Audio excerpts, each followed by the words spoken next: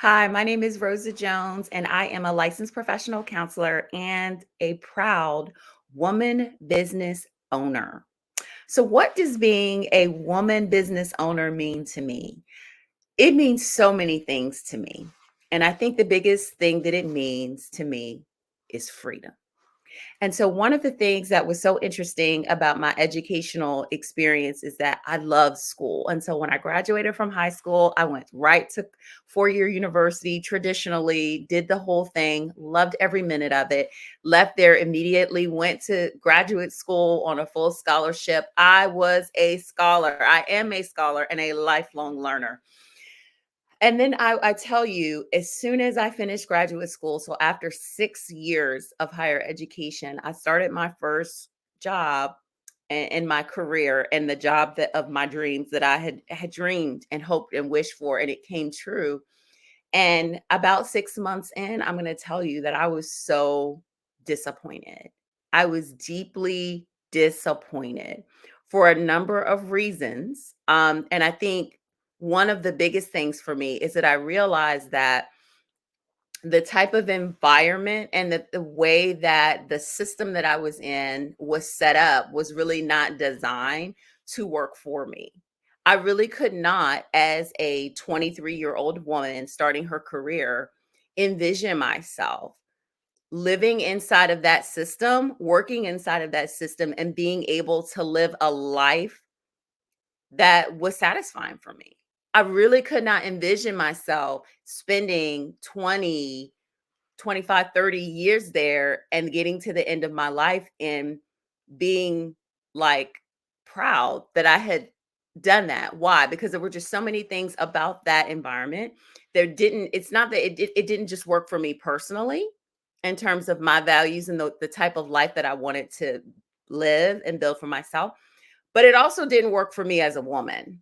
And I was a young woman at the time that was still really in the early stages of self-discovery. I was married early, but we were waiting to start a family and, getting to know ourselves and one another. But I just didn't see a way for that. Interestingly enough, I was at that particular institution for about 4 years until I transitioned into counseling. I got a second master's degree and transitioned into counseling.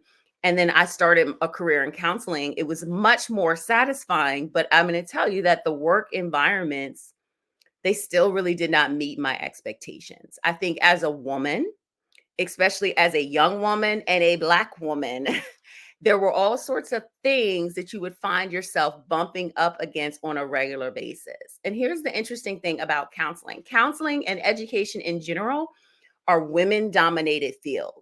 And so one would assume that there would be, things might be easier or smoother, or there may be spaces where you are more understood and supported as a woman in some of the ways that you need to be. But let me tell you, I really did not find that to be overwhelmingly true. And it wasn't just about, and most of the leadership were males. It wasn't just about male leadership, right? Because I don't blame everything on men and the things that we face. Some of it comes from males, but it also comes from other women. Because I think what's available to you in an environment and a culture is really about the mindset and what people believe, right? That drives the behavior and it builds a culture. And so that was something that I continued to bump into. But I think the biggest thing for me that kind of had me from day one setting my heart and my mind on business ownership is that I knew within the very core of my being that I was a leader.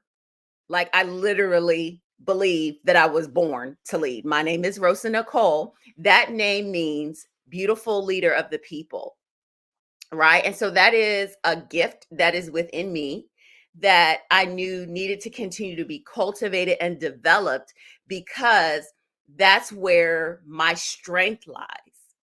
And for me, leadership isn't about power and control and dominance.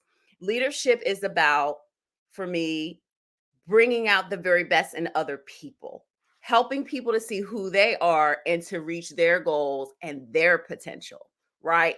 And to do that even in a way that oftentimes surpasses what I've been able to accomplish and what I've been able to do.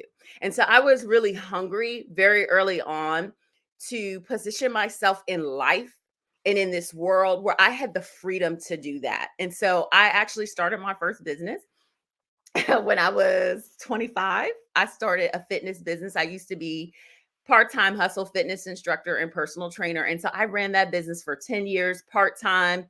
I learned a whole lot. I made money, not a ton of money, maybe like, ten to $15,000 a year, which was, not too shabby back in the early 2000s.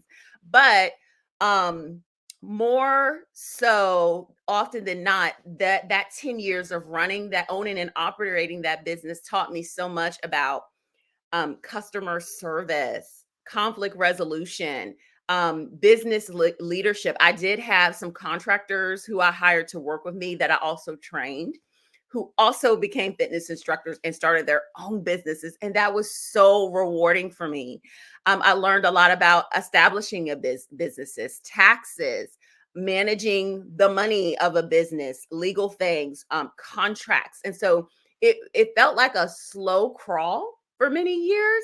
But looking back in hindsight, I learned so many valuable lessons that would serve me well in the future. And so after I got my professional license in counseling in 2017, within just a couple of months, I started my own group private practice. And it was immediately a thing where I just ran and I took off and I didn't look back, and now as of today, we're about 6.5 years old, private practice of a company, Freedom Support Services. Whoop, whoop. You catch that word? It's freedom, baby, because that's been in my heart the whole time. And so, one of the things as a woman that I enjoy is like being my authentic self and taking what's on the inside of me and allowing that to shine through authentically and sharing that with the world and using the substance of what's in my heart and what's in my spirit,